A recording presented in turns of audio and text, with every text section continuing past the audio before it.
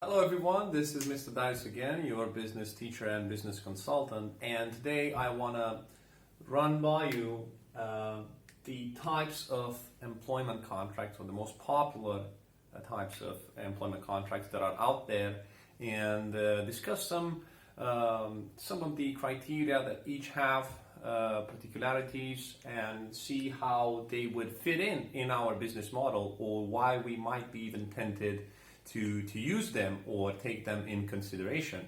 Of course, all of them have advantages and disadvantages, and they add pressure or remove pressure from the business. But just imagine the concept of stakeholders. Yeah. So if you take some financial pressure from your shoulders as a business, you might generate question marks when it comes to loyalty from your employees. So it's extremely important that we find the right balance and that we set the right expectations and pay them accordingly. So the number one contract that we have discussed already, we already discussed about the employment contract. What does it contain? What does it have? What do we find over there? What it should have over there in our previous video. But now we're going to start talking about typologies. Okay, so number one would be full-time contract. How do you know it's a full-time contract? Well, you can look at the number of hours that someone has to put in over a week or a month. Okay, so it's an employment contract that has normal full working week.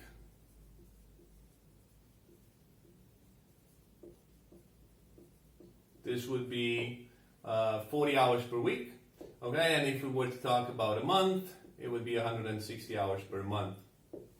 Okay, so this is how we can identify if a contract is full-time.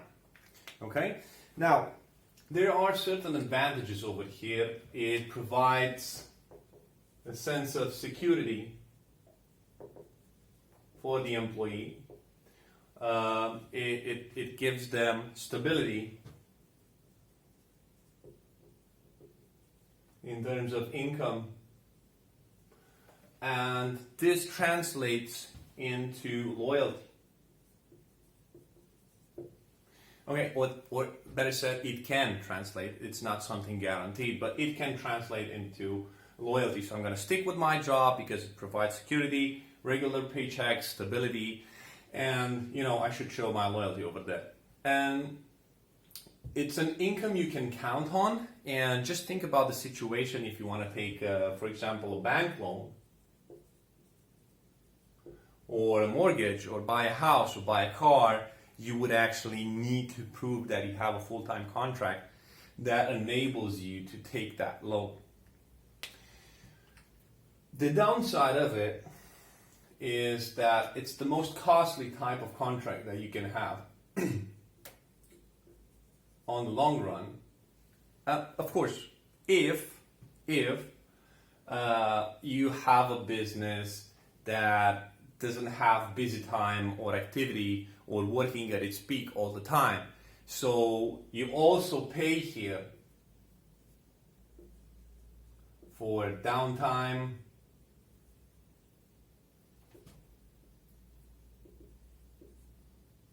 holidays, leave, lack of work provided, okay, so on and so forth. So it's very costly if you don't monitor these things very carefully within your own business. The second one is actually derived from the full-time contract, and it's called a part-time contract. It's a very similar definition from this for this one. It's an employment contract that has less than a normal full week.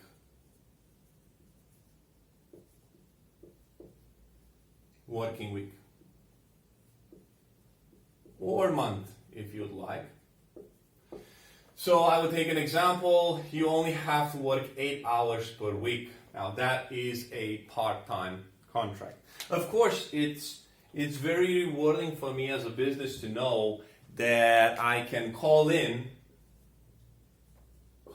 staff only at the busy periods, making sure that everybody has what to work and justify their paychecks. And of course, it has lower costs than a full-time contract. Yes, that's for sure. This is for me as a business in general, but if I'm trying to think objectively about an advantage a part-time contract would have for the employee, is that it's kind of an ideal solution if you're seeking for a second job. Yeah? Or if you're seeking for a second job, to increase your income, then a part-time contract could be the ideal solution for you as an employee. But if this is a side dish, yeah, so that's not the main generator of money with which I put bread on the table, then, I might not have the same productivity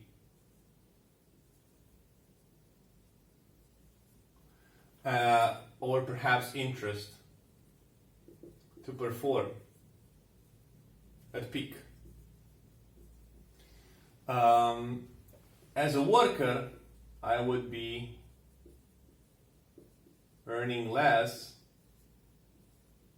than a full-time contractor, employment contract, and I don't have any second thoughts when I'm saying that the sense of security is not the same.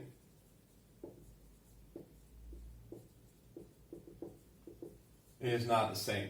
In fact, there are banks which don't even take in consideration part-time contracts when they're evaluating the scoring of a candidate in terms of eligibility to take a loan. So, this could be a tough one to find out after years of working on a part-time contract that you can't do nothing over there. So I would advise that this is discussed transparently from the beginning. Number 3 would be the so-called Flexi-Time contract.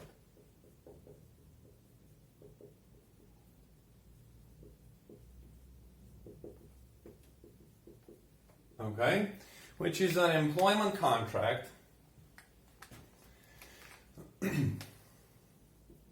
that allows staff to be called in only when it is the most convenient for both the employer and the employees. I hope it stays that way and it doesn't become only a solution for when it's convenient for employers that take advantage of people that are out there on a market which is desperate. So I'm hoping this will be a win-win situation. Of course, I'll focus on the busy times. Yeah, like I would call in additional waiters in the evenings because I have a lot of dinner tables that are booked for my restaurant. Yeah, and I'm thinking also of prime time. So when it's prime time for delivering, for example, milk in the morning, I need additional drivers that help me with this task. Number 4 would be temporary contracts.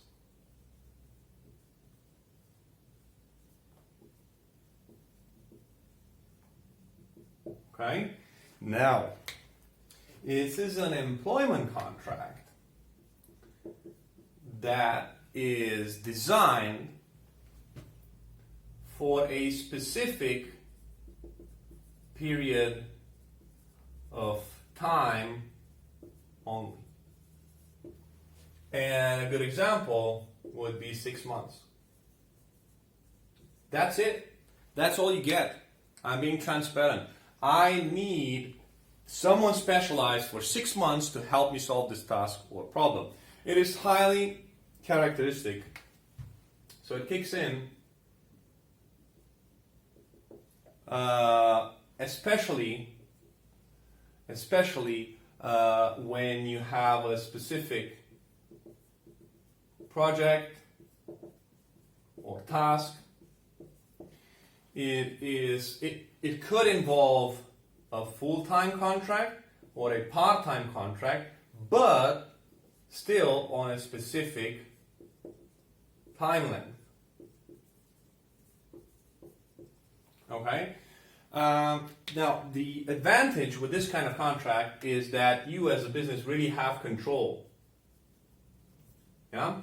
Because you are using outside contractors for a specific task, and once that task is done, you don't need to put additional budget over there or guarantee a paycheck for them if the project was closed. The last one would be 0-hour contract.